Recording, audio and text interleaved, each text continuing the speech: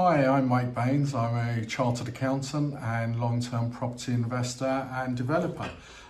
Just want to give you a take on the week's news, some of the key headlines and really what I think the impact of that is on portfolios.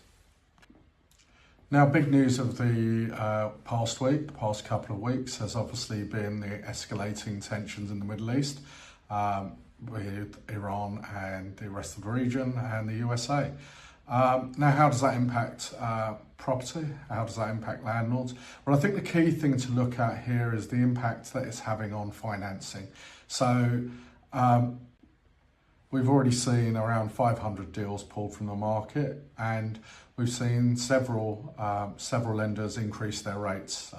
Fleet are one of the ones that actually pulled their rates for a few days. Now they've gone back and started publishing new rates for 2 and 5 year deals.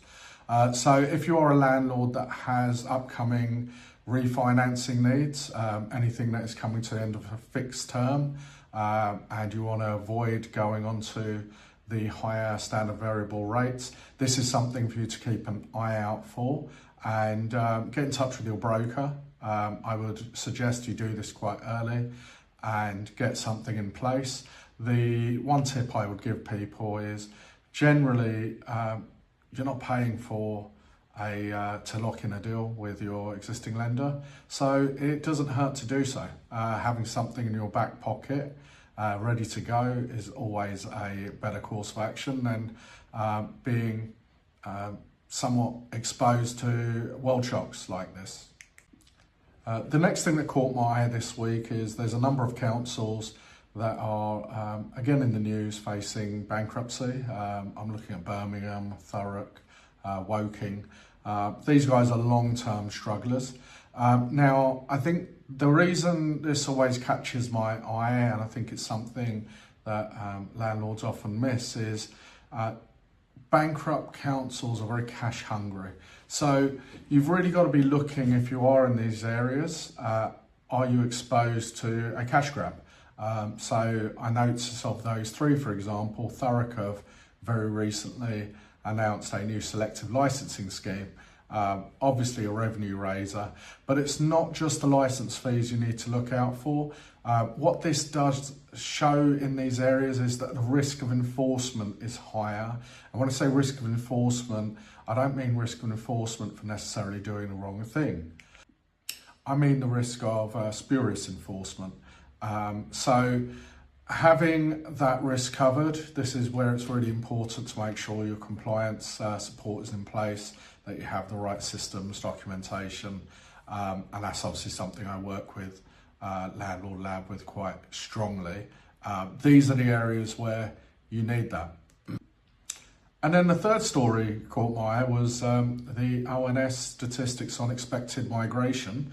Now, again, how does it impact? This is very much on the demand side of things.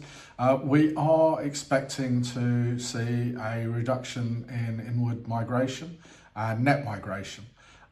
So notwithstanding potentially some returners from Dubai, we do expect demand to fall. So if you're in high immigration areas, that's something that drives demand for rent in your areas. Then something to just keep an eye on is how is that demand flowing through? Now, my view on this is that immigration is talked about way too widely, way too broadly. It's got many angles and it's very geographical in terms of its impact. But something that you really should be paying attention to as you look at where you're investing, whether you should be exiting certain markets, and certainly if you are expecting a change of tenant or have an empty property at the moment, may just want to consider the next tenant you get. Do you want to prioritise yield or security there? Certainly where there is going to be potentially a change in demand, I would look for security and maybe focus your risk assessment towards people who are likely to be there in the long term and also likely to be securely there in the long term. So those are just three things which I thought about this week that impact not myself only as a property investor and landlord, but also could impact you. So hopefully you find those thoughts useful. It's definitely something I share with clients where I feel that impacts them, and hopefully you benefit of that. I'll try and check in most weeks and give you some insights into what's been happening in the news, and if that's something that you need to be aware of, or whether it drives an action on your side. Okay, see you soon.